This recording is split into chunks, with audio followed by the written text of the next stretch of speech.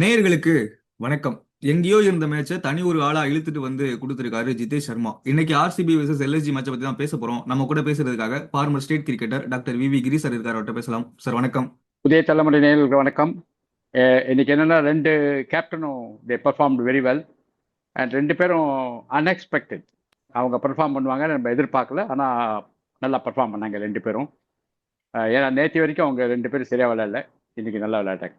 இதில் வந்து சொல்லணுன்னாக்க பந்த் வந்து கொஞ்சம் கையில் இருந்த மேட்சை கொடுத்துட்டா மாதிரி தோன்றுறது. ஏன்னா அட் ஒன் ஸ்டேஜ் நல்லா எல்எஸ்சி வின் பண்ணுற மாதிரி இந்த சமயத்தில் வந்து அந்த ஊருக்குன்னு ஒருத்தருக்கு போலிங் கொடுத்து அவர் 4 overs 74 runs, அதாவது 6th bowler ஆப்ஷன் இல்லாமல் விளையாட்டுருக்காங்க. அதுவே தப்பு. அது ஸோ 5 bowler தான் இருக்காங்க. 6வது bowler வந்து பதோனியை போட வச்சிருக்காங்க. ஸோ இதெல்லாம் வந்து ஒரு சொதப்பல். அது மாதிரி கையில் இருந்த மேட்சை போயிடுச்சு. இது ஓகே. இன்னைக்கு எல்எஸ்ஜி தோத்தது வில்லியம் ஓரூருக்கு அப்படின்றது அவர் சிங்கிள் ஹேண்டடா ஆர்சிபி கிட்ட மேட்சை கொடுத்துட்டாரு அப்படின்னு தெரியும். ஆனா அவுட் சைடு ஆஃப் போட்டு எல்லாரும் மேட்ச் ஜெயிப்பாங்க அப்படின்னா அவுட் சைடு ஆஃப் போட்டு மேட்சை கொடுத்தது ஓரூருக்கா தான் இருக்கும் அப்படின்னு நினைக்கிறேன். இன்னைக்கு நிறைய அவுட் சைடு ஆஃப் போட்டாரு. ஆனா எல்லா பாலுமே வந்து ரன்ஸா தான் கன்வெர்ட் ஆச்சு. இல்லை, அது பிகாஸ் அவங்க டெஸ்பரேட் ஆச்சாங்க. ஆர்சிபி எல்லாத்தையுமே ஒரு ஒரு அதாவது என்னன்னாக்கா ஒரு தரம் பார்க்காம அடிச்சாங்க. எந்த பாலாக இருந்தாலும் அடிக்கிற மாதிரி வந்துட்டாங்க. அது பட் இவர் என்ன பண்ணாரு, மட்டமாக போட்டது இல்லாமல் ஃபீல்டிங் வேற மட்டமாக பண்ணாரு அண்டு கேட்சை விட்டாரு. நிறைய மிஸ்டேக் பண்ணார் அவர் ஓரூருக்கு. He was not in the picture at all. ரொம்ப வெரி பேட் பர்ஃபார்மன்ஸ். இதில் வந்து முக்கியமாக ஒன்று சொல்லணும், ஒரு ஒரு ரூல் ஒன்று சொல்லணும். இந்த மன்காடிங் ரன் அவுட்டை பற்றி பேசணும். அதை நீங்கள் பார்த்துருப்பீங்கன்னு நினைக்கிறேன். இந்த மன்காடிங் பற்றி அவர் வந்து ரத்தி வந்து மன்காட் ரன் அவுட் அடிச்சார். அடிச்சுட்டு அம்பையர் கேட்குறாரு. ஏன் கேட்குறாரு தெரியல. Because rule is very clear. Warning கொடுக்க வேணா, எதுவும் கிடையாது. ரன் அவுட் அடிச்சுட்டாக்கா அப்புறம் it comes to umpires hand. அதுக்கப்புறம் திருப்பி வந்து டீம் கிட்ட போகக்கூடாது, போலர்கிட்ட போகக்கூடாது. நான் சொல்றது புரியுதா? பந்த் வந்து வித்ட்ரா பண்றது ரொம்ப தப்பு. அது தட் மீன்ஸ் ஐசிசி அஸ்வின் வந்து இந்த பாயிண்ட் வந்து ரொம்ப ரைஸ் பண்ணார். அப்போ முன்ன ஒரிஜினலாக வந்து இந்த மாதிரி ஆப்ஷன் இருந்தது. கேட்கறது டீமை அவங்க வந்து சீரியஸாக நீங்கள் சீரியஸாக அப்பீல் பண்ணுறீங்களா, அப்புறம் வார்னிங் கொடுக்கலையா அப்படிலாம் கேட்கறது. அதெல்லாம் முதல்ல இருந்தது. அதுக்கப்புறம் ICC made the rule very clear. The moment அவங்க வெளியே போயிட்டானாக்க ரன் அவுட் அடிக்கலாம், அதில் தப்பே இல்லை அப்படின்னு கிளியராக இது பண்ணாங்க. அடுத்தது வந்து in fact ICC is trying to bring another rule saying that bowler வந்து ரன் அவுட் அடிக்க வேண்டிய அவசியமே இல்லை, அம்பையரே பார்த்து அவுட் கொடுக்கலாம் அப்படின்னு they are thinking about it in the technical committee meeting. Okay. So அதை வந்து ஒரு மிஸ்டேக் மாதிரி நான் பார்க்குறேன் இப்போ இந்த மேட்ச்ல. இன்னொன்று சார், ரிஷப் வந்து வித்ட்ரா பண்ணலனாலும் நாட் அவுட் கொடுத்துருப்பாங்க அப்படின்னு ஒன்று சொல்றாங்க. ஏன் அப்படின்னா அந்த எப்படி எப்படி இல்லை இல்லை அது வந்து இல்லைன்னு ஆயிடுச்சு. அவுட்டு தான் அது. பேட் வந்து ஏர்ல இருந்தது, அப்போ அவுட்டு தான். ஓகே. அதுல வந்து அம்பையர்ஸ் வந்து டவுட் பண்ணலை. ஆனால் ரிஷப் பந்த் வித்ட்ரா பண்ணிட்டான்ட்டு நாட் அவுட் கொடுத்துருக்காங்க. ஓகே. இந்த பேட்ஸ்மேன் கூட தேங்க் பண்ணியிருக்காரு ரிஷப் பந்தை போய் கட்டிண்டு ஜிதேஷ். இல்ல ஆமா, ஆனா பாத்தீங்களா? இல்ல அது பார்த்தேன். ஆனா ரிலீஸ் பாயிண்ட்னால வந்து நாட் அவுட் கொடுத்தாங்க அப்படின்னு ஒரு டாக் இருக்கு. அது ரெண்டுக்கும் டிஃபரன்ஸ் என்ன? ரிலீஸ் பாயிண்ட் இல்ல, இது வந்து பேட் வெளியே இருந்தது, அது நல்லா தெரியுது. ஏன்னா சப்போஸ் அது வந்து அம்பையர் வந்து அவுட் சீரியஸா இருந்தாக்க பந்த் டிஆர்எஸ் கேட்டிருக்கலாம். அதுக்கு சப்போஸ் அம்பையர் வந்து அதை வந்து நாட் அவுட் சொன்னாக்க டிஆர்எஸ் கேட்டிருக்கலாம். ஓகே. எல்எஸ்ஜி பேட்டிங் ரொம்ப ரொம்ப வேகமா ஆரம்பிச்சாங்க. எனக்கு வந்து ஆர்சிபி பவுலிங் ரொட்டேஷன்ல வந்து நிறைய தப்பு பண்ணாங்களோ அப்படின்னு தெரிஞ்சது. ஏன் அப்படின்னா துஷாரா வந்து பவர் பிளேலயே 3 ஓவர் யூஸ் பண்ணாங்க. அவர் பவர் பிளேல நல்லா போடுவாருன்னு தெரியும். ஆனா அதே அளவு டெத்துலையும் நல்லா போடக்கூடிய ஒரு பவுலர். எதுக்கு 3 ஓவர் கொடுத்தாங்க அப்படின்னு தெரியல. குருணால் பாண்டியா 2வது ஓவர் வந்தாரு. திரும்ப 12வது ஓவர்ல தான் கொண்டு வந்தாங்க. மிடில் ஓவர்ல குருணால் பாண்டியாவுக்கு ஓவரே கொடுக்கல. கரெக்ட். அந்த மிஸ்டேக்லாம் கரெக்ட் நான் பண்ணியிருக்காங்க. ஏன்னா துஷார் வந்து நல்லா போட்டுட்டு இருக்காரு. அது 2 ஓவர் தான் கொடுத்துருக்கணும், கடைசி 2 ஓவர் வச்சிருக்கணும், அது வைக்கல. புவனேஷ்குமார் வந்து முதல்ல வந்து 1 ஓவர் தான் போட்டார் பவர் பிளேல. அது 5th ஓவர் தான் போட்டாரு.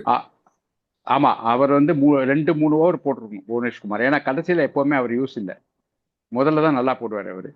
நான் நினைக்கிறேன் இந்த போலிங் யூனிட் ஃபெயில் ஆனது காரணம் சுயாஷ். அந்த சுயாஷோட நான் வந்து அந்த பாயிண்ட்டை முதல்ல சொல்லிட்டு இருக்கேன், அந்த ஸ்கையை பார்த்து போலிங் போடுறாரு. அதை இன்னைக்கு வந்து ரொம்ப டிஸ்கஸ் பண்ணாங்க.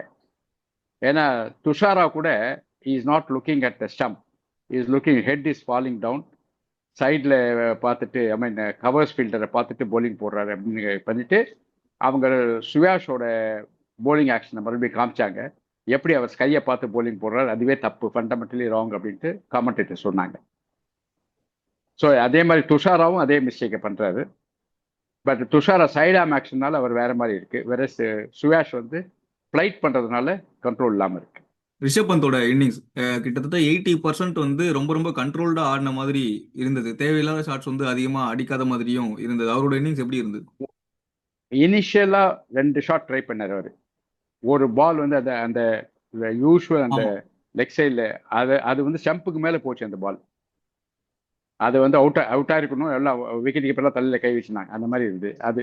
ஸோ அதுக்கப்புறம் ஹி ரெக்டிஃபைட் ஹிம்செல்ஃப் பண்ணி அந்த ஷாட் விளாடக்கூடாதுன்னு விளாட்னாரு. பட் நான் என்ன சொல்றேன்னாக்கா, எதுக்கு நம்பர் 3 வந்தார்? பூரான் சரியா விளாட்லையா? பூரான் இஸ் அ ஃபெயிலியர்.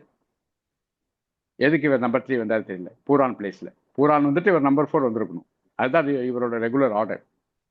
ஸோ இது கடைசி மேட்ச்சு நம்ம ஒரு சான்ஸ் பார்க்கலாம் அடிக்கிறதுக்கு வந்திருக்காரு, அவ்வளோதான் வழிய.